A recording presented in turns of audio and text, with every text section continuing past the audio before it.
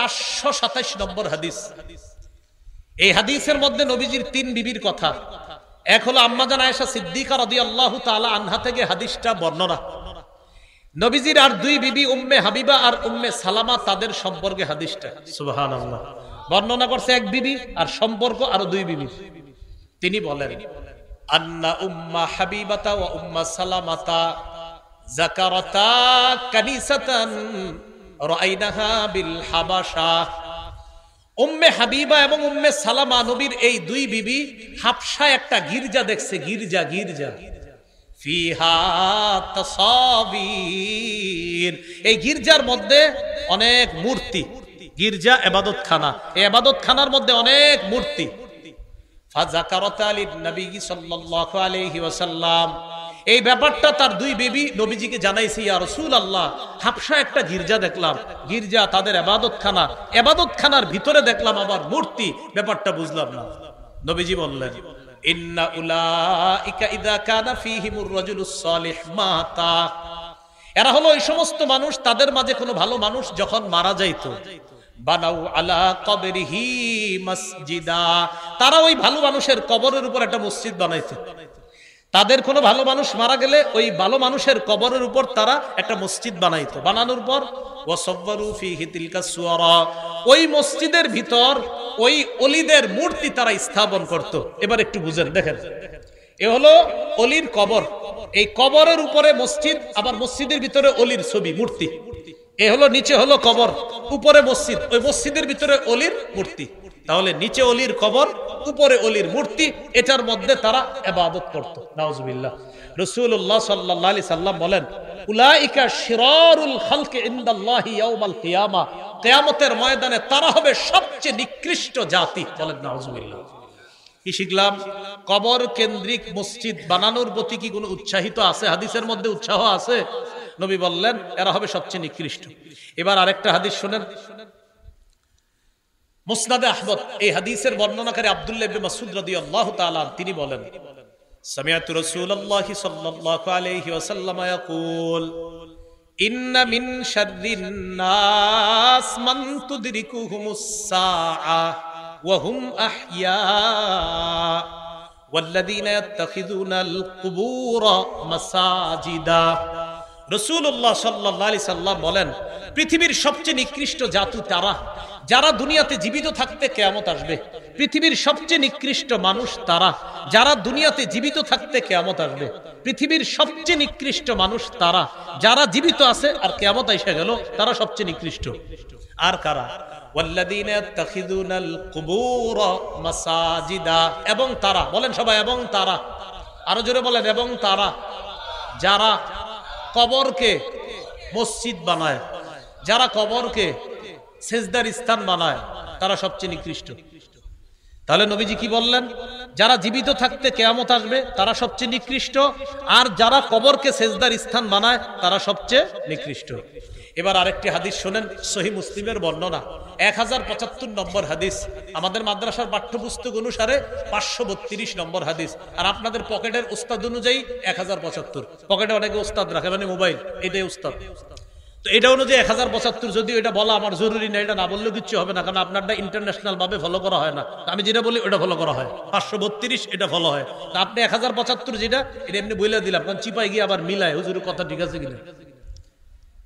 এই হাদিসের মধ্যে আছে রাসূলুল্লাহ সাল্লাল্লাহু আলাইহি সাল্লামের সাহাবী জুনদুব রাদিয়াল্লাহু তাআলা আনহুর বর্ণনা। তিনি বলেন সামিআতু রাসূলুল্লাহি সাল্লাল্লাহু আলাইহি ওয়াসাল্লাম ইয়াকুলু ক্বাবলা আন ইয়ামুতা বিখামসিন, নবীজি ইন্তেকালের মাত্র 5 দিন আগে আমি নবীরে বলতে শুনছি। ইন্তেকালের কয়দিন আগে? ইন্নী আবরাউ ইলাল্লাহ আইয়াকুনা লি মিনকুম খলিল, তোমাদের মধ্যে আমার কোন অন্তরঙ্গ বন্ধু হওয়া থেকে আমি আল্লাহর কাছে মুক্ত, তোমাদের কেউ আমার অন্তরঙ্গ বন্ধু নাই। নবী বলতেছে এ জাতি শোনো, হে উম্মত শোনো, তোমাদের মধ্যে আমার কোন অন্তরঙ্গ বন্ধু নাই, এই অন্তরঙ্গ বন্ধু হওয়া থেকে আমি আল্লাহর কাছে মুক্ত। কেন? ফাইন্নাল্লাহ তাআলা ক্বাদ ইত্তাখাযানি খলিলা কামা ইত্তাখাযা ইব্রাহিমা খলিলা, কেননা আল্লাহ তাআলা আমাকে খলিল হিসাবে গ্রহণ করেছে, যেমন ইব্রাহিম নবীকে খলিল হিসাবে গ্রহণ করছে। আপনারা এতদিন জানতেন ইব্রাহিম নবী আল্লাহর খলিল, এক নবী আল্লাহর খলিল। আজকে থেকে আমরা জেনে থাকবো ইব্রাহিম নবীও আল্লাহর খলিল, আমাদের নবীও আল্লাহর খলিল। ইব্রাহিম নবী খলিলুল্লাহ, আমাদের নবী খলিলুল্লাহ, হাবিবুল্লাহ, রসুলুল্লাহ। সুবহানাল্লাহ। তাহলে আমাদের নবী বলেন মানুষের মধ্যে আমার কোনো খলিল নাই। কেন?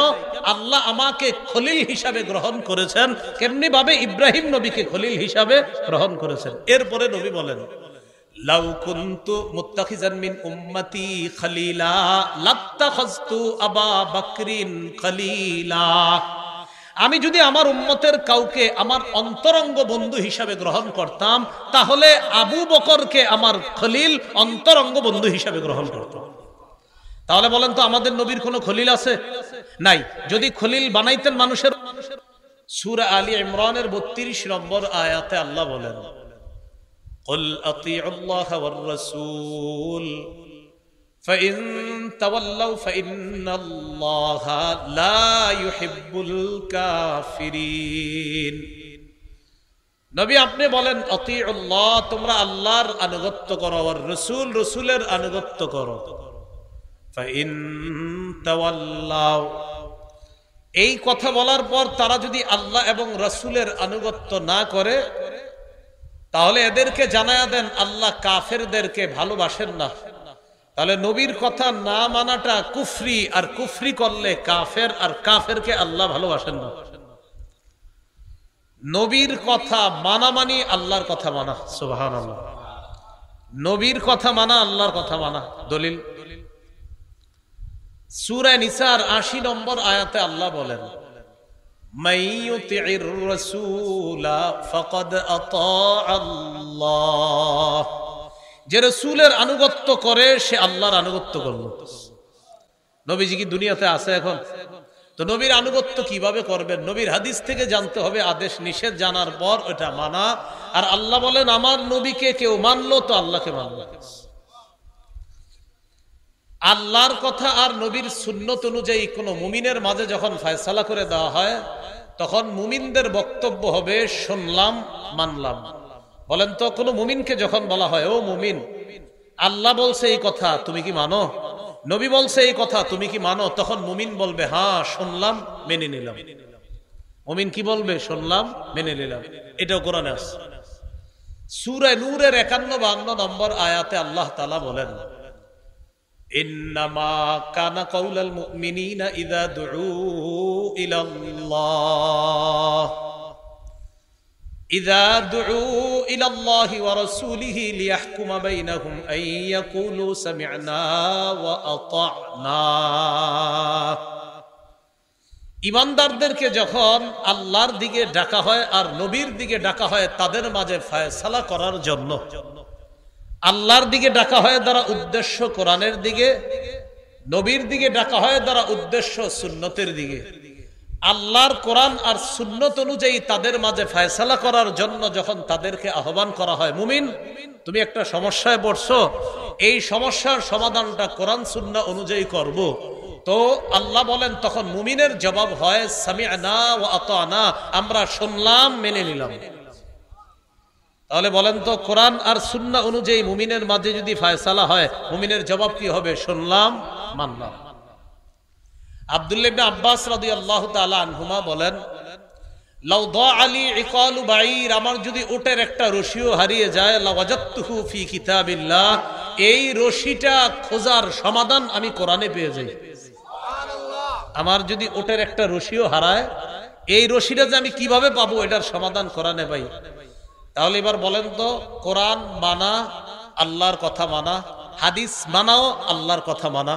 কারণ সূরা হাশরের 7 নম্বর আয়াতে আছে নবী যা দিয়েছেন তা গ্রহণ করো, যা থেকে নিষেধ করেন তা থেকে বিরত থাকো। কি বুঝতে পারলাম? আল্লাহর কাছে মনোনীত ধর্ম ইসলাম। ইসলাম পালনের একটা কিতাব আছে, এটার নাম কোরআন। আর ওই কোরআনই বলছে শোনো, এই কোরআনের ব্যাখ্যার সর্বশ্রেষ্ঠ ব্যাখ্যা হলো হাদিস, কোরআনের ব্যাখ্যা ওই হাদিস থেকে নিয়ে। বলেন তো আল্লাহর কাছে মনোনীত ধর্ম কি? ইসলাম মানার জন্য কিতাবের নাম কি? কোরআনের মধ্যেই আছে কি মানতে হবে? হাদিস। আবার বলেন আল্লাহর কাছে মনোনীত ধর্ম ইসলাম মানতে হলে কিছু নিয়ম নীতি জানতে হবে কোন কিতাব থেকে, আর কোরআনেই আছে আবার কি মানতে হবে। এতটুকু বুঝে আসছে সবার? এবার আমার সাথে বলেন, কোরআন সুন্নাহ অনুযায়ী বলেন, ইসলাম পালন করতে গিয়ে বাড়াবাড়িও করব না, ছাড়াছাড়িও করব না। আল্লাহ যা বলেন নাই, বলেন নবী যা বলেন নাই সেটা করব না। আল্লাহ যা করতে বলেছেন, নবী যা করতে বলেছেন সেটা ছাড়ব না। তাহলে যেটা করতে বলেন নাই সেটা করার নাম বাড়াবাড়ি, যেটা ছাড়তে বলেন নাই এটা ছাড়ার নাম ছাড়াছাড়ি।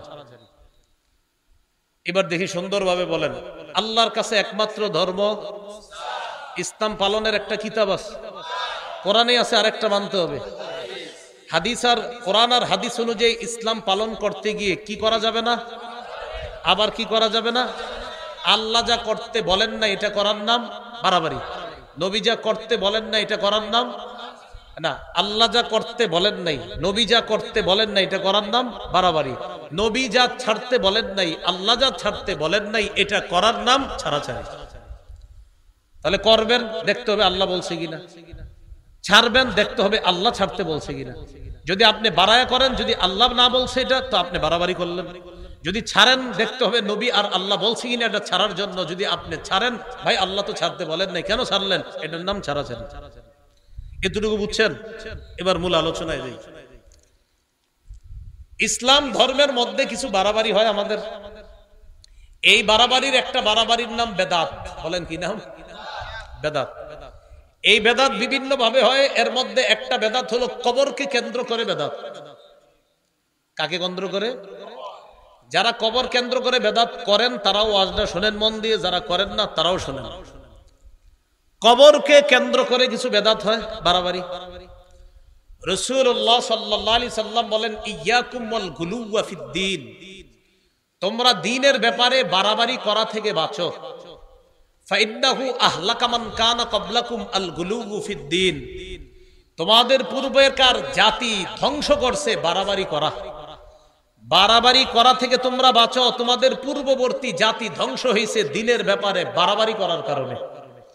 দ্বীনের ব্যাপারে এরা বাড়াবাড়ি করতে গিয়ে ওই বাড়াবাড়ি তাদেরকে ধ্বংস করে ছাড়ছে। আবু দাউদের বর্ণনা 4608 নম্বর হাদিস। এই হাদিসের মধ্যে রাসূলুল্লাহ সাল্লাল্লাহু আলাইহি সাল্লাম বলেন, হালাকাল মুতানাত্তিউনা হালাকাল মুতানাত্তিউনা হালাকাল মুতানাত্তিউনা ক্বালাহা সালাসা। নবীজি বলেন, বাড়াবাড়িকারীরা ধ্বংস, সীমালঙ্ঘনকারীরা ধ্বংস, বাড়াবাড়িকারীরা ধ্বংস। এইগুলো আজকে আমাদের আলোচনার ভূমিকা। এখন আমরা মূল আলোচনায় জানবো যে আমরা ইসলাম ধর্ম পালন করতে গিয়ে বিশেষ করে এই এশিয়া মহাদেশ আর বিশেষ করে আমাদের বাংলাদেশে আমরা কিছু বেদাত নামক বাড়াবাড়ি করি। কি নামক? বেদাত। ইমাম মালিক রহমতুল্লাহি আলাইহি কি বলছে এটা একটু শুনি, শোনার পর বেদাতের সংজ্ঞা হাদিস থেকে নেই। ইমাম মালিক রহমতুল্লাহি আলাইহি বলেন, মান ইবতাদা ফিল ইসলামি বিদআতান ইয়ারাহা হাসানাতান ফাকাদ জাআমা আন্না মুহাম্মাদান খানার রিসালা। ইমাম মালিক বলেন, কেউ যদি ইসলামের মধ্যে নতুন কোন বেদাত চালু করে আর এটাকে যদি সে উত্তম মনে করে, আপনি ইসলামের মধ্যে একটা নতুন কিছু আবিষ্কার করলেন আর মনে করলেন এটা তো ভালো, হুজুর এটাতে আবেগ কাজ করে, কি বললেন? বেদাতগিরি করলেন আর বললেন এটাতে আবেগ কাজ করে। এই আবেগে বেদাতগিরি করলেন আর এটা আপনার কাছে ভালো লাগলো। ইমাম মালিক বলেন, যে ব্যক্তি বেদাতি কর্মকাণ্ড করে আর মনে করে ভালো লাগছে এটা, সে কেমন যেন এই কথা বলতে চায় যে মুহাম্মদ সাল্লাল্লাহু আলাইহি সাল্লাম ইসলামের দায়িত্ব পালনে ত্রুটি রেখে গেছে, খেয়ানত করে গেছে। নবী কি ইসলাম পূর্ণাঙ্গ রেখে গেছে না অপূর্ণাঙ্গ? তো এই হযরত নতুন বেদাতগিরি সৃষ্টি করে বুঝাইতে চায় নবী এটা কইরা পূর্ণ করে যেতে পারে নাই, তা আমি নতুন এটা বেদাত ঢুকাইলাম। তাহলে কোন ব্যক্তি যদি নতুন বেদাত চালু করে ইসলামের মধ্যে, এর অর্থ হলো এই, নবী এটা পূর্ণ করে যেতে পারে নাই তাই সে পূর্ণ করেছে।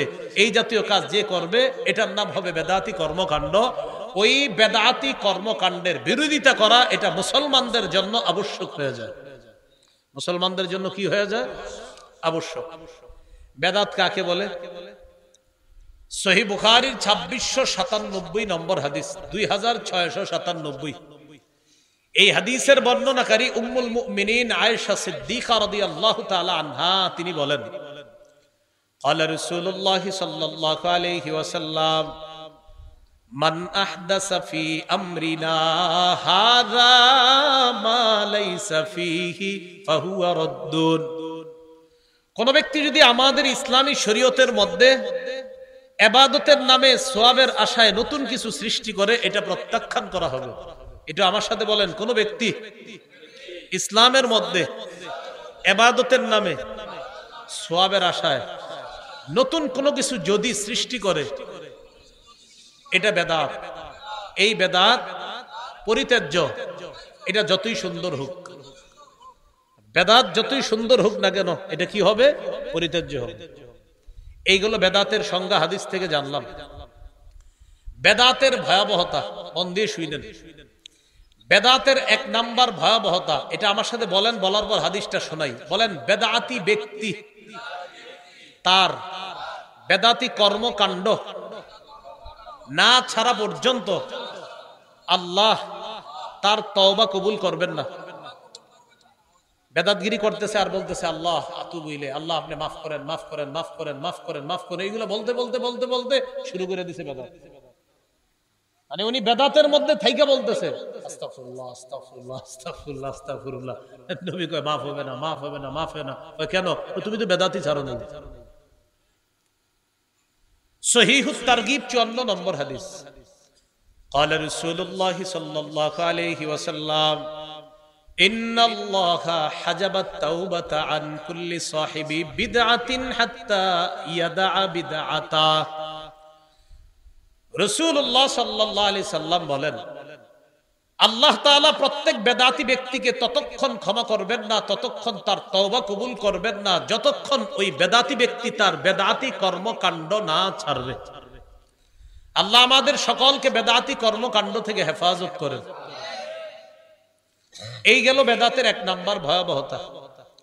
বেদাতের 2 নাম্বার ভয়াবহতা, বলেন আমার সাথে, বেদাতি ব্যক্তি হাউজে কাউসার থেকে বঞ্চিত হবে, যতই আবেগ দেখাক। বর্তমান জামানায় বেদাত কর্মকাণ্ড চালায় এমন কিছু ব্যক্তিরা বলে, কয় নবীর প্রেমে কোনো দলিল লাগে না। কি বলে? আপনাদেরকে নাচাইবে, গাওয়াইবে, রঙাইবে, রাঙানোর পর বলবে, কয় ওহাবিরা বলে। কয় কি এভাবে বলবে? ওহাবিরা বলে, মানে আম করে বুঝায় আর কি, আমরা ওহাবি। ওহাবিরা বলে যে এটার দলিল কি? নবীর প্রেমে কোনো দলিল লাগে না। সামনে যারা থাকে তারা সবাই কয় ঠিক। সামনে যারা থাকে তারা কি বলে? ঠিক। নবীর প্রেমে কি লাগে না বলে দলিল। বিষয়টা কি সুন্দর হলো কথাটা? না। এক হাদিসের মধ্যে আসছে, রাসূল সাল্লাল্লাহু আলাইহি সাল্লামের এক সাহাবী নবীর খেদমত করছে, সহিহ মুসলিমের বর্ণনা। খেদমত করার পর নবী বললেন, সাল, তুমি আমার কাছে কিছু চাও। সাহাবী বুদ্ধি করে বললেন, ইন্নী আসআলুকা মুরাফাকাতাকা ফিল জান্নাহ, আমি জান্নাতে আপনার সাথে থাকতে চাই। রাসূলুল্লাহ সাল্লাল্লাহু আলাইহি সাল্লাম বললেন, আও গায়রা যালিক, তুমি কি এছাড়া অন্য কিছু চাও না? কয় না, আমি অন্য কিছু চাই না, আমি আপনার সাথে জান্নাতেই থাকতে চাই, জান্নাতে আপনার সাথী হতে চাই। এই কথা বলার পর নবী বললেন, আইন্নী আলা নাফসিকা বিকাসরাতিস সুজুদ, তুমি এক কাজ করবা, বেশি বেশি সিজদা করবা, নামাজ পড়বা। যত বেশি নামাজ পড়বা, নামাজের মাধ্যমে জান্নাতে আমার তত কাছাকাছি থাকতে পারবে। এখন একদল মানুষের স্লোগান, কয় আমি নামাজ না পড়লেও নবীর প্রেম আছে। অথচ নবী বলতেছে নামাজ পড়লে কাছাকাছি হওয়া যায়, আর হে বলতেছে নামাজ না পড়লেও নবীর প্রেম আছে। হাদিস থেকে কি শিখলাম? নামাজ পড়ে নবীর কাছাকাছি হওয়া যায় না, নামাজ ছেড়ে। তাহলে এই স্লোগান যে বলবে যে নামাজ না পড়লেও নবীর প্রেম আছে, নিঃসন্দেহে এই স্লোগানটা এটা একটা প্রতারণা আর ধোঁকা ছাড়া অন্য কিছু না। নবী কয় নামাজ পড়ো, আমার কাছে আসো। হে কয় নামাজ না পড়লেও প্রেম আছে। আল্লাহ আমাদেরকে হেফাজত করে। তাহলে 2 নাম্বার ভয়াবহতা, যে ব্যক্তি বেদাতি কর্মকাণ্ড করবে, রাসূলের হাউজে কাউসার থেকে সে বঞ্চিত হবে। দলিল সহিহ বুখারীর 6583, 6584 নম্বর হাদিস। এই হাদিসের মধ্যে রাসূল সাল্লাল্লাহু আলাইহি সাল্লাম বলেন, আনা ফারাতুকুম আলাল হাউজ, কিয়ামতের ময়দানে আমি আগে আগে হাউজে কাউসারের সামনে চলে যাব, সেখানে আমি আগে থাকব। মান মাররা আলাইয়া, আমার কোন উম্মত আমার সামনে দিয়ে অতিক্রম করবে, সারিবা যে অতিক্রম করবে সে ওই কাউসারের পানি পান করবে। ওয়ামান শারিবা লাম ইয়াজমা আবাদা, যে ব্যক্তি কাউসারের পানি পান করবে সে জান্নাতে যাওয়ার আগে আর পিপাসার্ত হবে না। তাহলে নিয়ম কি হলো? নবী বলেন আমি কাউসারের সামনে থাকব, আমার সামনে দিয়ে যে অতিক্রম করবে সেই পানি পান করবে। এবার নবীজি বলেন লা ইয়ারিদান্না আলাইয়া আকওয়াম আ'রিফুহুম ওয়া ইয়া'রিফুনানি, আমার সামনে এমন একদল মানুষ আসবে যাদেরকে আমি চিনব, তারাও আমাকে চিনবে, আমি চিনব তারা আমার উম্মত, তারা চিনবে আমি তাদের নবী। তো নিয়ম অনুযায়ী আমার সামনে যে আসবে তাকেই কাউসার পান করাবো। এখন আমি কাউসার পান করাবো, ইতিমধ্যে দেখবো সুম্মা ইউহালু বাইনি ওয়া বাইনাহুম, আমার মাঝে আর তাদের মাঝে প্রতিবন্ধকতা সৃষ্টি করা হয়েছে। আমি বলবো ফাকুলু ইয়া রাব্বি ইন্নাহুম মিন্নি, আল্লাহ এরা তো আমার উম্মত। আল্লাহর পক্ষ থেকে জবাব দেওয়া হবে ইন্নাকা লা তাদরি মা আহদাসু বা'দাক, নবী আপনি জানেন না দুনিয়া থেকে আপনি চলে আসার পর তারা কত নতুন নতুন বেদাত সৃষ্টি করেছে, এটা আপনার জানা নাই। এই জন্য আপনি আজকে তাদেরকে কাউসার পান করাতে পারবেন না। যেই নবী একটু আগে কাউসার পান করাইতে চাইলেন, এই নবী এখন কি বলবে দেখেন, ফাকুলু সুহকান সুহকান লিমান গায়্যারা বাদি, নবী বলেন আমি তখন বলবো আমার পরে যারা আমার রেখে আসা শরীয়তের মধ্যে নতুন কিছু ঢুকিয়ে শরীয়তকে পরিবর্তন করে দিয়েছে, আমার সামনে থেকে দূর হও, দূর হও, আমি চেহারাও দেখতে চাই না। তাহলে একটু আগে কাউসার পান করাইতে চাইলেন, এখন বলতেছে কি সুহকান সুহকান, দূর হও। এই জন্য ভাইয়ারা বেদাতি কর্মকাণ্ড করেন না। এলাকার মসজিদের ইমাম খতিব, আশেপাশের মাদ্রাসার ওলামায়ে কেরাম মাঝে মাঝে এগুলা বললে আপনারা পরের দিন চাকরি নোট করে দেন। পরের দিনই বলে হুজুর আসর নামাজ আর পড়ায় না কেন? আমার বাপ দাদা 50 বছর এই কাজ করছে, আর আপনি আজকে কোত্থেকে আসছেন? হুজুরে আপনাদেরকে একটা সঠিক জিনিস বুঝাইছে, আপনি দলিল দিলেন আমার আব্বা গত 50 বছর করছে, কইরা মারা গেছে, আমিও গত 20 বছর করতেছি, এ হলো 70 বছর, আমার দাদা কইরা গেছে আরো 30 বছর, এ হলো 100 বছর, আর আপনি কোত্থেকে এসে বলতেছেন এটা বেদাত? হুজুর আসরের তার আইসেন না মসজিদ। এটা ঠিক করেন নাই। কেন ঠিক করেন নাই? ইব্রাহিম নবী তার জাতিকে বুঝাইলো এইগুলা শিরিক, এই পূজা করা শিরিক। তার জাতি এইগুলা শোনার পর ইব্রাহিম আলাইহিস সালাতু ওয়াস সালামের কথা তারা বুঝছে যে আসলে ইব্রাহিমের কথা সত্য। বুঝা শোনার পর সব যখন ঠিক বুঝাইসে গেছে, এবার ইব্রাহিম নবী বলতেছে এগুলা ঠিক না, এগুলা অন্যায়। এখন দেখেন সর্বশেষ তাদের বুঝাসার পরে জবাব, ইব্রাহিম শোনো, তুমি যা বুঝানোর বুঝাইছো, ওয়াজাদনা আবাআনা কাযালিকা ইয়াফআলুন, বাপ দাদাদেরকে দেখছি এগুলা করতে, তাই আমরাও করব, আর কোনো দলিল চাই না। তাহলে বাপ দাদা করছে, এই উত্তরগুলা কাদের? কাফেরদের। ভুল কাজ বাপ দাদা করছে, উত্তরগুলা কারা দিত? কোরআনের অসংখ্য জায়গায় পাইবেন কাফেররা নবীদের কথায় কথায় বুঝাইসে যাইতো, সর্বশেষ জবাব দিত। নবীর কথা বুঝতো, হা হা তুমি ঠিক বলছো, সব বুঝার পর সর্বশেষ বলতো আমার বাপ দাদা করছে, আমি করব। আবু তালেব একদম নবী গেছে পাশে বসে রয়েছে, আবু তালেবের পাশে পাশে চামচারা বসা, লিডাররা। আবু তালেবকে রাসূল সাল্লাল্লাহু আলাইহি ওয়াসাল্লাম বলতেছে, চাচা লা ইলাহা ইল্লাল্লাহ বলেন, উহাজ্জু লাকা বিহা, আমি এই কালিমা আপনি লা ইলাহা ইল্লাল্লাহ বলেন, এটা দিয়ে আল্লাহর কাছে আমি দলিল পেশ করব কিয়ামতের মাঠে। চাচা আপনাকে আমি জান্নাতে নেওয়ার চেষ্টা করব, আপনি একটু পড়েন। আবু তালেব বলল, ভাতিজা তোমার যে ধর্ম এটা সঠিক, এটা আমিও বুঝি, তোমার ধর্ম সঠিক এটা আমি বুঝি, তুমি সঠিক পথে আছো এটাও বুঝি, কিন্তু আমি যদি তোমার এই ধর্ম গ্রহণ করে মারা যাই, মানুষ বলবে ছি ছি, বাপ দাদার ধর্ম ছাইরা বাতিজার ধর্ম গ্রহণ করছে। তো কাকা এই জন্য ইখতারতুন নার আলাল আর, আমি সম্মান বিসর্জন দিতে পারবো না, প্রয়োজনে আমি জাহান্নামের আগুন গ্রহণ করব, কিন্তু আমি এই সম্মান বিসর্জন দিতে পারবো না। তাহলে আব্বার ঐতিহ্য, দাদার ঐতিহ্য, এগুলা কাদের বক্তব্য? কাফেরদের। তো ইমাম সাহেব এনে বুঝাইছে বেদাত, এই বেচারারে বলে হুজুর আসরের তে আর আইসেন না, এইগুলা করবেন না, তিনি আপনাকে জান্নাতের রাস্তা দেখায় আর আপনি এগুলা বলতেছেন। আল্লাহ আমাদেরকে হেফাজত করেন। বেদাতের 3 নাম্বার ভয়াবহতা, যে ব্যক্তি বেদাতি কর্মকাণ্ড করে, বলেন আমার সাথে, যে বেদাতি কর্মকাণ্ড করে, যে বেদাতিকে আশ্রয় দেয়, উভয়ের উপর আল্লাহর অভিশাপ, ফেরেশতাদের অভিশাপ, সকল মানুষের অভিশাপ। এক নাম্বার, আপনি নিজে বেদাতগিরি করলেন। দুই, কাউরে সুযোগ করে দিলেন যে আমার এই 3%, 4%, 5% জমিন দিয়ে দিলাম, আপনি এই জায়গায় একটা খানকা বানান আর বেদাতের সাপ্লাই দেন, কোনো সমস্যা নাই। আমার আব্বাও করছে, দাদাও করছে, আপনিও করেন, আপনি জায়গাটা দিয়ে দিলাম। এই যে আপনি জায়গা দিলেন বেদাতি কর্মকাণ্ড করার জন্য, আপনার উপর অভিশাপ। আর যে আশ্রয় দিলেন যারে, তার উপরও অভিশাপ তো আছে, সে বেদাতি কাজ করবে। আর আপনি যে জায়গা দিলেন, আপনার উপর অভিশাপ। যতদিন তওবা না করবেন অভিশাপ চলতেই থাকবে, আর এটা থেকে ফিরে না আসা পর্যন্ত আল্লাহ তওবা কবুল করবে না। দলিল সহিহ বুখারীর 3172 নম্বর হাদিস। রাসূলুল্লাহ সাল্লাল্লাহু আলাইহি সাল্লাম বলেন, মান আহদাসা ফিহা হাদাসা আও আওয়া মুহদিসা ফাআলাইহি লানাতুল্লাহ ওয়াল মালাইকাতি ওয়ান নাসি আজমাইন।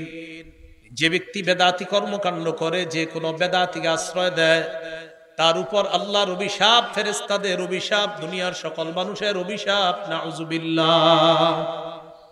কি শিখলাম ভাই? বেদাতি কাজ নিজে করব না, কোন বেদাতিকে আশ্রয় দিব না। বলেন ইনশাআল্লাহ। বেদাতের 4 নাম্বার ভয়াবহতা, বলেন আমার সাথে। একটা বেদাত কোন এলাকায় প্রতিষ্ঠিত হয়ে গেলে ওই এলাকা থেকে একটা সুন্নত আল্লাহ উঠায় নেয়। সেই সুন্নতটি কিয়ামত পর্যন্ত ওই জাতির কাছে আর ফিরিয়ে দেয় না। কোন এলাকায় একটা বেদাত প্রতিষ্ঠিত হবে, আল্লাহ একটা সুন্নত উঠায় নিবে, এই সুন্নত আর কিয়ামতের আগে ফিরিয়ে দিবে না। দলিল সুনানে দারিমি, ইমাম দারিমি রাহিমাহুল্লাহ হাদিস আনছেন মুকদ্দিমার মধ্যে 94 নম্বর হাদিস। قال رسول الله صلى الله عليه وسلم ما ابتدع قوم بدعة في دينهم إلا نزع الله من سنتهم سنتا وفي رواية من سننهم سنتا। কোন এলাকার মধ্যে কোন জাতি যদি তাদের ধর্মের মধ্যে একটা বেদাত চালু করে, এটা যদি প্রতিষ্ঠিত হয়ে যায়, আল্লাহ তাআলা ওই এলাকা থেকে একটা সুন্নত উঠায় নেয়। সুম্মা লা ইয়ারুদ্দুহা ইলাইহিম ইলা ইয়াউমিল কিয়ামাহ। কিয়ামত পর্যন্ত ওই সুন্নত ওই জাতির কাছে আল্লাহ আর ফিরিয়ে দেয় না।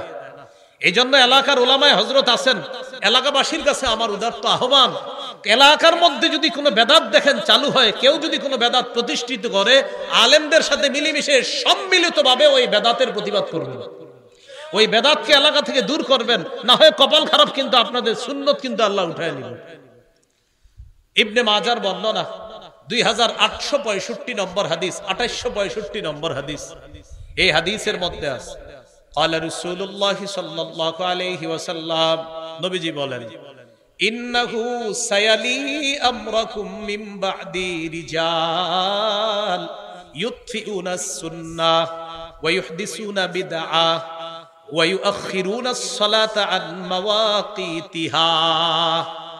নবী বলেন, আমার পর তোমাদের ধর্মীয় দায়িত্বশীল হবে এমন মানুষরা যারা সুন্নতকে মিটায়া দিবে। যারা কি মিটায়া দিবে? সুন্নত। আপনাদের সামনে এরকম এরকম মানুষ বসে, সামনে লাখ লাখ মানুষ বসে, এই লোক হাজার হাজার লাখ লাখ মানুষের সামনে বৈশা সুন্নত মিটায়া দিচ্ছে, এবং তাকে আপনারা দ্বীনের নেতা মনে করতেছেন। নবীজি বলতেছেন, আমার পরে ধর্মীয় নেতা হবে এমন এমন মানুষ, ইউতফিউনা সুন্নাহ, যারা সুন্নতকে নিভিয়ে দিবে, ওয়া ইউহদিসুনা বিদআ, যারা বেদাত প্রতিষ্ঠিত করবে, ওয়া ইউআখিরুনা আস-সালাতা আন মাওয়াকিতিহা, যারা সময় মতো নামাজকে নিতে নিতে নিতে নিতে একদম শেষ হতে গিয়ে নামাজ পড়বে। আসরের নামাজ কোনো মতে সূর্য ডুবার সময় গিয়ে আল্লাহু আকবার 4টা ঠোকর দিবে, এরকম করবে। আব্দুল্লাহ ইবনে মাসউদ রাদিয়াল্লাহু তাআলা আনহু বললেন, হুজুর কাইফা বি ইন আদরাকতুহুম, এই জাতীয় বেদাতি যদি পাই কি করব? এখন আপনারা আমরা সবাই একসাথে বলি, চলেন, যদি আমরা এই জাতীয় বেদাতি পাই তা আমরা কি করব? নবীজি জবাব দিয়ে দিয়েছে, লাইসা তাআতুন লিমান আসাল্লাহ, যে আল্লাহর নাফরমানি করে তার কথা মানা যাবে না, যে আল্লাহর নাফরমানি করে তার কথা মানা যাবে না। অতএব যে সুন্নতকে নিভায়া দেয়, বেদাত সৃষ্টি করে, সে আল্লাহর নাফরমান। নবী বলতেছে এই নাফরমানের কথা মানা যাবে না। নাফরমানের কথা কি করা যাবে না? মানা যাবে না। এই হলো বেদাতের 4 নাম্বার ভয়াবহতা। বেদাতের 5 নাম্বার ভয়াবহতা, যে ব্যক্তি বেদাতগিরি করে, আল্লাহ না করেন যদি এই আকীদা নিয়ে মারা যায় যে মরার সময় তার বেদাতি আকীদা, বাস তার ঠিকানা জাহান্নাম। ইবনে মাজাহ, আবু দাউদ, নাসাই এই তিন কিতাবের মধ্যে মিলে একটা হাদিস শোনাই। আবু দাউদের 4607, নাসাইর মধ্যে বর্ণনাটা আছে। রাসূলুল্লাহ সাল্লাল্লাহু আলাইহি সাল্লাম বলেন, ইন্নাহু মাইয়াইশ মিনকুম বা'দি ফাসায়ারা ইখতিলাফান কাসীরা। আমার পরে যারা দুনিয়াতে থাকবা তোমরা প্রচুর মতভেদ দেখতে পাবা। নবী বলছে আমার পরে দুনিয়াতে যারা বসবাস করবে তারা প্রচুর মতভেদ দেখবে। এখন একটু বলেন তো আপনারা, আমরা কি ভবিষ্যতে দেখবো না দেখতেছি? যেমন আপনারা সাধারণ মানুষদের একটা কমন ডায়লগ, এক হুজুর এক কথা বলে, আরেক হুজুর আরেক কথা বলে, কার কথা মানবো, এরকম বলেন না? তো নবীজি বলছে আমার পরে যারা দুনিয়াতে বসবাস করবে তারা প্রচুর মতভেদ দেখবে। এখন বলেন তো মতভেদ দেখবো না দেখতেছি? যেমন জুমার আজান কয়টা? হ্যাঁ বলেন, কিন্তু একটা ঝগড়া আছে কিনা? একদল বলতেছে কয়টা? একটা। আবার আমরা বলতেছি কয়টা? দুইটা। এখন এই যে মতভেদ দেখবো, এটা কে বলছে? নবীজি। তাহলে মন দিয়ে শুনেন, কথার কথা, জুমার আজান আমরা বলি দুইটা, আবার একদল মুহাব্বতের ভাই তারা বলে কয়টা? একটা। তো রাসূল বলছে আমার পরে যারা দুনিয়াতে থাকবে তারা প্রচুর মতভেদ দেখবা। এখন কথা হলো হুজুর মতভেদ দেখলে আমরা করবো কি? নবীজি জানিয়ে দিলেন, ফালাইকুম বিসুন্নতি। এক নাম্বার কাজ, ওই মতভেদ যখন দেখবা তখন আমার সুন্নত আঁকড়ে ধরবা। সুবহানাল্লাহ। এখন আমরা একটা মতভেদের মধ্যে আছি, সেটা কি জুমার আজান কয়টা? তো মতভেদ হলো আমরা বলি দুইটা, আর একদল মুহাব্বতের ভাই বলে কয়টা? একটা। এখন আমরা এই মতভেদের মধ্যে নিরসন খুঁজতেছি। নবী বলে মতভেদ লাগলে প্রথমে আমার সুন্নত ধরবা। নবীর সুন্নত তালাশ করে জুমার আজান পাইছি একটা। বলেন কয়টা? একটা। এবার নবী বলতেছে ওয়াসুন্নাতিল খুলাফাইর রাশিদিনাল মাহদিয়িন, আমার হেদায়েত প্রাপ্ত খোলাফায়ে রাশেদার সুন্নত আঁকড়ে ধরবা। নবীর সুন্নতে পাইছি জুমার আজান একটা। এবার খোলাফায়ে রাশেদার সুন্নত, খোলাফায়ে রাশেদার মধ্যে প্রধান চারজন সাহাবীর মধ্যে একজন হযরত উসমান। হযরত উসমান জুমার দ্বিতীয় আজান চালু করছে। নবী বলছে মতভেদ যখন দেখবা, এক আমার সুন্নত ধরবা, দুই আমার সাহাবায়ে কেরামের সুন্নত ধরবা। নবীর সুন্নতে পাইছি আজান একটা, উসমানের সুন্নতে পাইছি আজান আরেকটা। অতএব নবীর সুন্নাহ মানা মানিও নবীর কথা মানা, উসমানের সুন্নাহ মানা মানিও নবীর কথা মানা। আর নবীজি বলছে আমার সুন্নত ধরো, সাহাবায়ে কেরামের সুন্নত ধরো। এখন বলেন তো নবীর সুন্নত ধরবো, কথাটা কার? বলেন নবীর। আমরা মতভেদ দেখবো না দেখতেছি? তো নবী বলছে মতভেদ দেখলে এক নাম্বার আমার সুন্নত ধরো। এরপরে বলছে খোলাফায়ে রাশেদার সুন্নত ধরো। আচ্ছা বলেন তো নবীর সুন্নত ধরতে হবে, কথাটা কার? নবীর। খোলাফায়ে রাশেদার সুন্নত ধরতে হবে, কথাটা কার? নবীজির। তাহলে খোলাফায়ে রাশেদার মধ্যে হযরত উসমান গনি আছে কিনা? এই হযরতে উসমান দ্বিতীয় আজান চালু করছে। মক্কা মদিনা সহ সারা পৃথিবীর ম্যাক্সিমাম জায়গায় জুমার আজান হয় দুইটা। এখন আপনার একদল মুহাব্বতের ভাই তারা বলতেছে না জুমার আজান একটা, আর আমরা বলতেছি না জুমার আজান দুইটা। আমাদের দলিল, নবী বলছে মতভেদ লাগলে আমার সুন্নত খোঁজো, আমার সাহাবীদের সুন্নত খোঁজো। আর নবীর সুন্নত আর সাহাবীদের সুন্নত মানার কারণেই আমাদের নাম আহলুস সুন্নাহ ওয়াল জামাআহ। আমরা নবীর সুন্নাহও মানি, জামাতে সাহাবা তাদের আদর্শও মানি। নবীর সুন্নতে পাই জুমার আজান একটা, জামাতে সাহাবার আদর্শে পাই সুন্নত দুইটা, জুমার আজান। এই জন্য আমরা জুমার আজান দেই দুইটা। আপনার নাম আগে ঠিক করতে হবে, আপনি কি শুধু আহলুস সুন্নাহ না আহলুস সুন্নাহ ওয়াল জামাআহ, এটা ঠিক করতে হবে। যদি বলেন আহলুস সুন্নাহ ওয়াল জামাআহ, তো নবীর সুন্নত মানতে হবে, সাহাবায়ে কেরামের আদর্শ মানতে হবে। আচ্ছা এবার সাধারণ জনগণ দেখি বুঝছেননি, বলেন আমরা মতভেদ দেখবো, কথাটা কার? নবীর। এখন জুমার আজান একটা না দুইটা, এই মতভেদটা কি দেখবো না দেখতেছি? এবার নবী বলছে মতভেদ দেখলে এক, কার সুন্নত খুঁজবো? নবীর। দুই নাম্বার কার সুন্নত? সাহাবীদের। বলেন তো নবীর সুন্নতে জুমার আজান পাই কয়টা? সাহাবীদের সুন্নতের মধ্যে জুমার আজান পাই কয়টা? নবীর সুন্নত মানা, কথাটা কার কথা? নবীর। সাহাবীদের সুন্নত মানা, কথাটা কার? আল্লাহ আমাদেরকে বুঝার তৌফিক দান করেন। এরপর নবী বলেন ইয়াকুম ওয়াল মুহদাসাত, তোমরা ইসলামের মধ্যে নতুন নতুন বেদাত আবিষ্কার করা থেকে বাঁচো। ফাইন্না কুল্লা মুহদাসাতিন বিদআহ, প্রত্যেক নতুন আবিষ্কার বেদাত।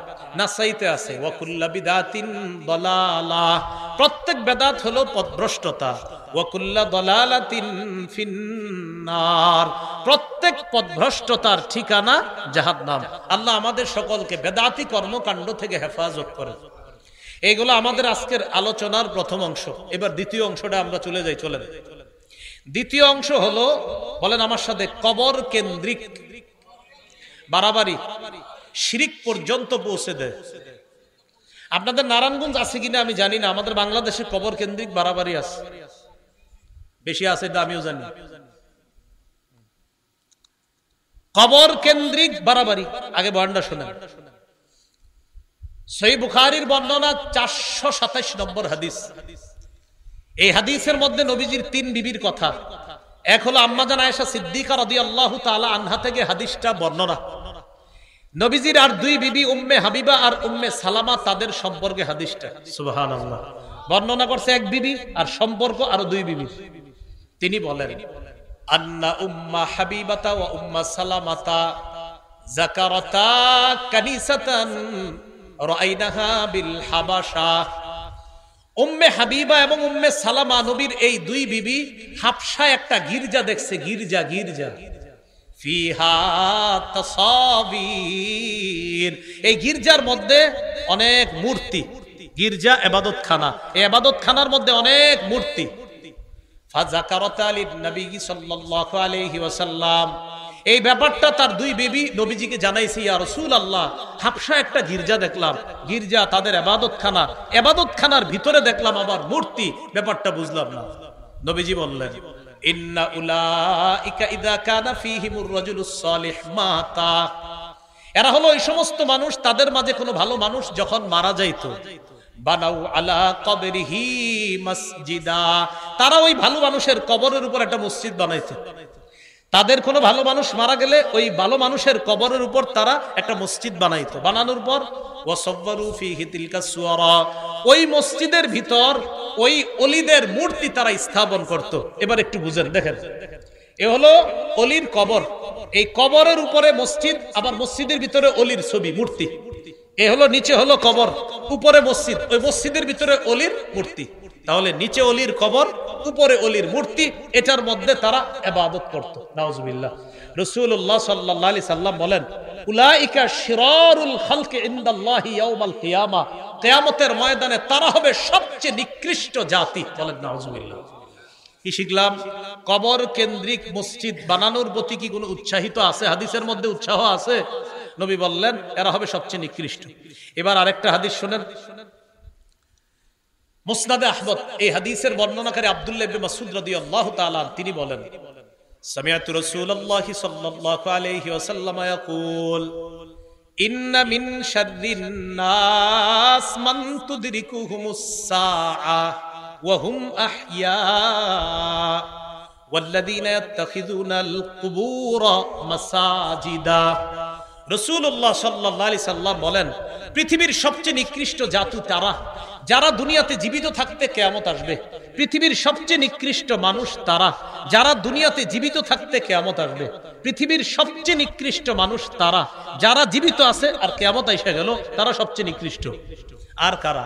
ওয়াল্লাযীনা ইয়াত্তাখিযুনাল কুবুরা মাসাজিদা, এবং তারা, বলেন সবাই, এবং তারা, আরো জোরে বলেন, এবং তারা যারা কবরকে মসজিদ বানায়, যারা কবরকে সেজদার স্থান বানায়, তারা সবচেয়ে নিকৃষ্ট।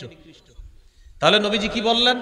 যারা জীবিত থাকতে কিয়ামত আসবে তারা সবচেয়ে নিকৃষ্ট, আর যারা কবরকে সেজদার স্থান বানায় তারা সবচেয়ে নিকৃষ্ট। এবার আরেকটি হাদিস শোনেন, সহিহ মুসলিমের বর্ণনা, 1075 নম্বর হাদিস। আমাদের মাদ্রাসার পাঠ্যপুস্তক অনুসারে 532 নম্বর হাদিস, আর আপনাদের পকেটের উস্তাদ অনুযায়ী 1075। পকেটে অনেকে উস্তাদ রাখে, মানে মোবাইল, এটাই উস্তাদ।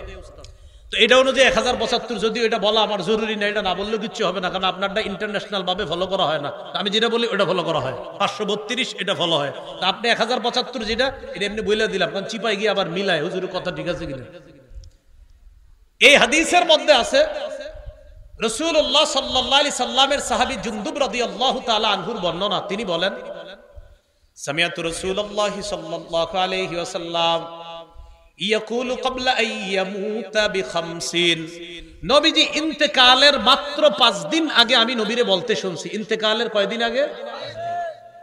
ইন্নী আবরাউ ইলাল্লাহ আন ইয়াকুনা লি মিনকুম খলিল, তোমাদের মধ্যে আমার কোন অন্তরঙ্গ বন্ধু হওয়া থেকে আমি আল্লাহর কাছে মুক্ত, তোমাদের কেউ আমার অন্তরঙ্গ বন্ধু নাই। নবী বলতেছে, এ জাতি শোনো, হে উম্মত শোনো, তোমাদের মধ্যে আমার কোন অন্তরঙ্গ বন্ধু নাই, এই অন্তরঙ্গ বন্ধু হওয়া থেকে আমি আল্লাহর কাছে মুক্ত। কেন? فإن الله تعالى قد اتخذني خليلا كما اتخذ إبراهيم خليلا। কেননা আল্লাহ তাআলা আমাকে খলিল হিসাবে গ্রহণ করেছে, যেমন ইব্রাহিম নবীকে খলিল হিসাবে গ্রহণ করেছে। আপনারা এতদিন জানতেন ইব্রাহিম নবী আল্লাহর খলিল, এক নবী আল্লাহর খলিল। আজকে থেকে আমরা জেনে থাকব ইব্রাহিম নবীও আল্লাহর খলিল, আমাদের নবীও আল্লাহর খলিল। ইব্রাহিম নবী খলিলুল্লাহ, আমাদের নবী খলিলুল্লাহ, হাবিবুল্লাহ, রাসূলুল্লাহ। সুবহানাল্লাহ। তাহলে আমাদের নবী বলেন, মানুষের মধ্যে আমার কোনো খলিল নাই। কেন? আল্লাহ আমাকে খলিল হিসাবে গ্রহণ করেছেন। কেমনি ভাবে? ইব্রাহিম নবীকে খলিল হিসাবে গ্রহণ করেছেন। এরপরে নবী বলেন, লাউ কুনতু মুত্তাখিজান মিন উম্মতি খলিলা লাত্তাখাযতু আবা বকরিন খলিলা। আমি যদি আমার উম্মতের কাউকে আমার অন্তরঙ্গ বন্ধু হিসাবে গ্রহণ করতাম, তাহলে আবু বকরকে আমার খলিল, অন্তরঙ্গ বন্ধু হিসাবে গ্রহণ করতাম। তাহলে বলেন তো, আমাদের নবীর কোনো খলিল আছে? নাই। যদি খলিল বানাইতেন মানুষের মধ্যে কাউকে, কোন সাহাবীকে বানাইতেন? আবু বকরকে। কিন্তু নবী কার খলিল? আল্লাহর খলিল। এই কথা বলার পর নবী বলেন, আলা ওয়া ইন্নামান কানা ক্বাবলাকুম, শোনো তোমরা, তোমাদের পূর্ববর্তী জাতি যারা, ইত্তাখাযু কুবুর আমবিয়াইহিম ওয়া সালিহিহিম মাসাজিদা, তোমাদের পূর্ববর্তী জাতি তাদের নবীর কবর আর নেককার মানুষের কবরগুলোকে মসজিদ বানাইছে, সেজদার স্থান বানাইছে। তোমাদের পূর্ববর্তী জাতি নবীদের কবর সমূহকে আর নেককার মানুষদের কবরকে সেজদার স্থান বানাইছে। আলা ফালা তাত্তাখিজুল কুবুর মাসাজিদা, শোনো তোমরা কিন্তু কবরকে সেজদার স্থান বানায়ো না। নবী কি বুঝাইতে চায়? হে আমার উম্মত, অন্য জাতি যেমন নবীদের কবরকে সেজদার স্থান বানাইছে, নেককার মানুষদের কবরকে সেজদার স্থান বানাইছে, এই কাজ কিন্তু তোমরা করো না। কারণ নবী তো ইন্তেকাল করবে, নবী বিদায় নিবে, নবীর আর বেশি দিন বাকি নাই, মাত্র 5 দিন বাকি আছে। নবী ওই 5 দিন আগে বলতেছে, সাবধান, অতীতের জাতি তাদের নবীর কবরকে সেজদার স্থান বানাইছে, এই কাজ কিন্তু তোমরা করো না। নেককার মানুষকে কেন্দ্র করে সেজদার স্থান আমাদের দেশে তালাশ করলো বাবা, হ্যাঁ? নেককার মানুষকে কেন্দ্র করে সেজদার স্থান এই দেশে তালাশ করলো, পাবেন। আল্লাহ হেফাজত করেন। এবার শুনেন কি বলে নবীজি, বলেন, ইন্নী আনহাকুম আন যালিকা, আমি তোমাদেরকে নিষেধ করে দিচ্ছি। এবার একটা হাদিস শুনেন, আমার দিকে তাকান। এটা হলো একটা কাপড়, মনে করেন এটা কি একটা কাপড়। সহিহ বুখারীর 435 নম্বর হাদিস। রাসূল সাল্লাল্লাহু আলাইহি সাল্লাম ইন্তেকাল করবে। আগের হাদিসটা শোনাইছি কি ইন্তেকালের দিন না ইন্তেকালের 5 দিন আগে? এখন যেটা শোনাচ্ছি ইন্তেকাল করবে মানে এই যে নবী যাবে দুনিয়া থেকে, ওই মুহূর্তের হাদিস। 427 এই 435 এই হাদিসটা হলো বুখারীর 435। এই হাদিসের মধ্যে আসছে, লাম্মা নুজিলা বিরাসূলিল্লাহি সাল্লাল্লাহু আলাইহি ওয়াসাল্লাম, নবী যখন মুমূর্ষু অবস্থায়, নবী যখন ইন্তেকাল করবে মুমূর্ষু অবস্থায়, কানা ইয়াতরাহু খামিসাতান আলা ওয়াজহিহি, নবী তার চেহারার উপর একটা কাপড় দিয়েছে, এইভাবে চেহারার উপর একটা কাপড় দিয়েছে। ফাইযা তাম্মা, প্রাণটা যখন বের হবে অবস্থা, কাশাফাহা আন ওয়াজহিহি, চেহারা থেকে কাপড়টা সরাইছে। তাহলে মুমূর্ষু অবস্থায় কাপড় দিছে, এবার বলতেছে ফাইদা তাম্মা, প্রাণটা বের হবে অবস্থায় কাপড়টা সরাইছে। সরানোর পর বললেন, লানাতুল্লাহি আলাল ইয়াহুদি ওয়ান নাসারা, ইহুদিদের উপর আল্লাহর অভিশাপ, খ্রিস্টানদের উপর আল্লাহর অভিশাপ। কেন?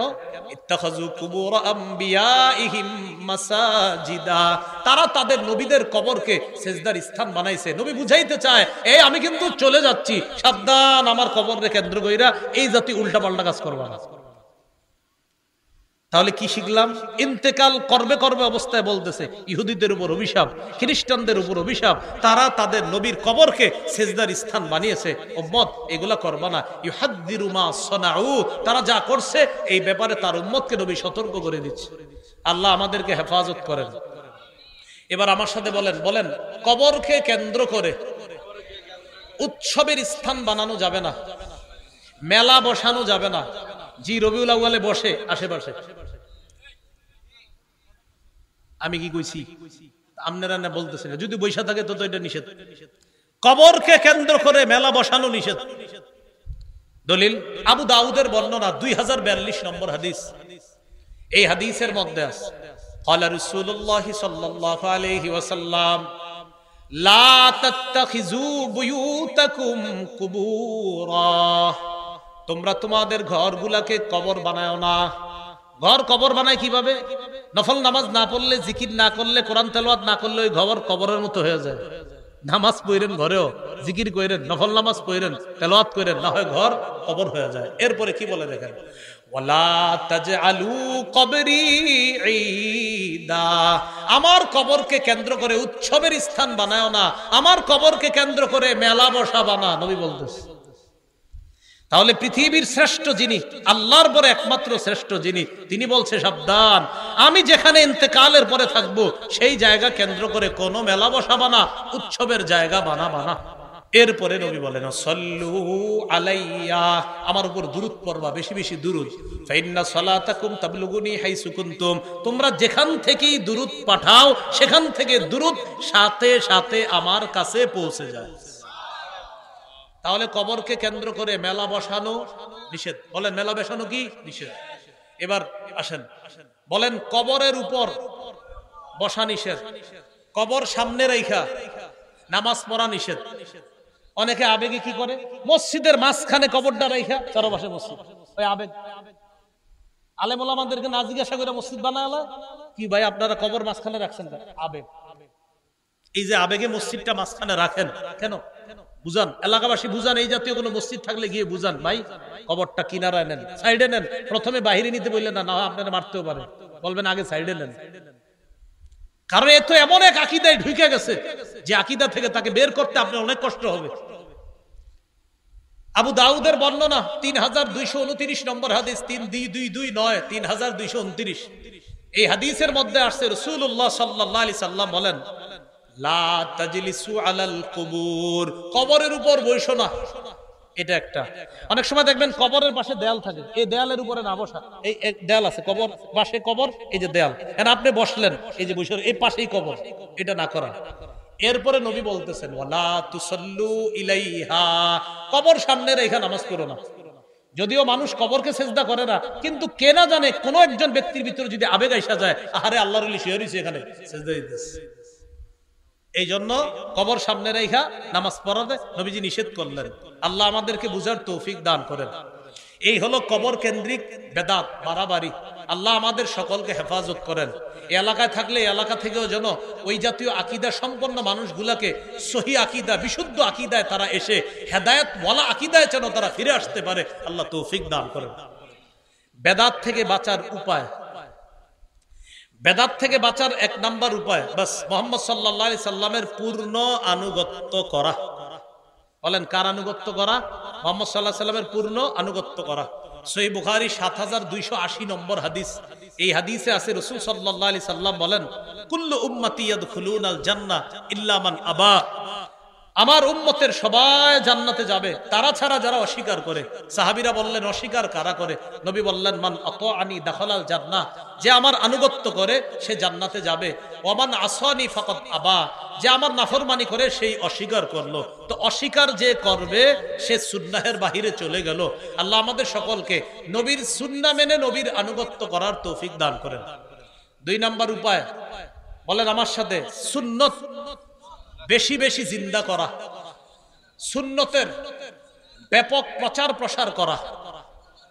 তাহলে বেদাত দূর করার 2 নাম্বার উপায় হলো সুন্নতের ব্যাপক প্রচার প্রসার করা, সুন্নতের কথা বেশি বেশি বলা, নামাজের পরে মাঝে মাঝে সুন্নত নিয়ে আলোচনা করা। আসরের পরে ইমাম সাহেব যারা আছেন 2 মিনিট 5 মিনিট একটা সুন্নত বলতে পারেন। আমাদের যাত্রাবাড়ি শায়েখের একটা বই আছে, আপনার কিতাব আছে 1 মিনিটের মাদ্রাসা, 1 মিনিটের মাদ্রাসা। এটা আপনি প্রতিদিন পড়ে শোনান। 1 মিনিটের মাদ্রাসা মানে ওই নামাজের পরে সবাই বসবে 1-2 মিনিট একটু কথা শুনবে।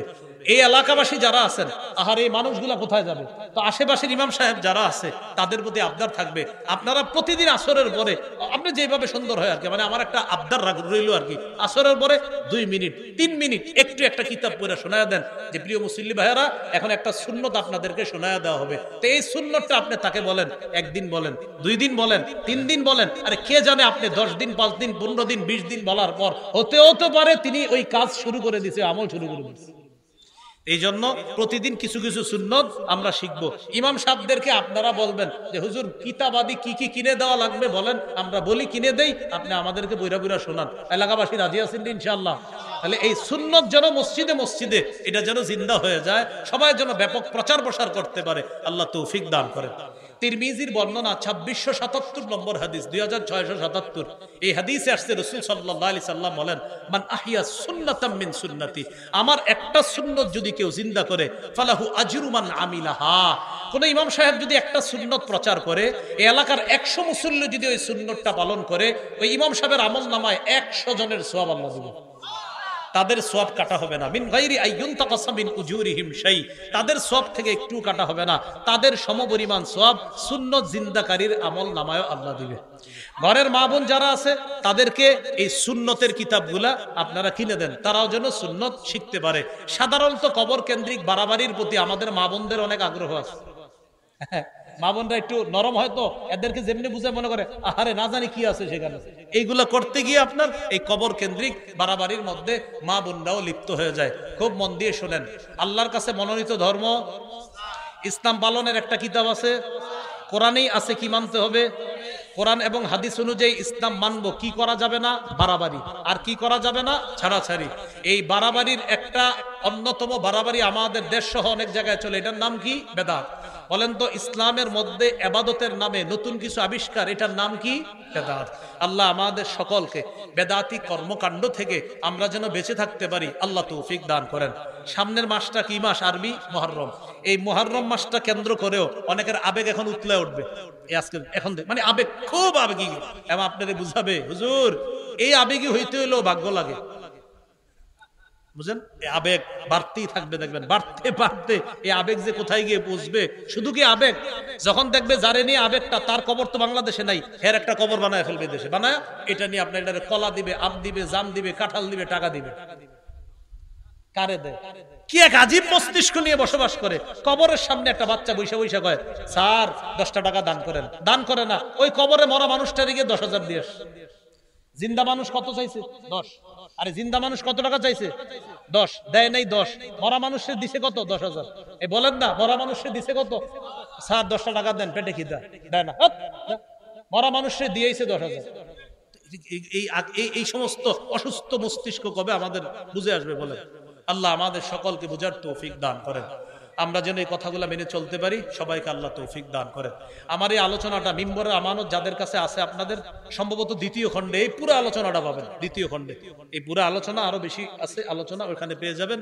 মিম্বরের আমানত যারা সংগ্রহ করেন নাই, আমার আবদার থাকবে সংগ্রহ করে নিয়েন।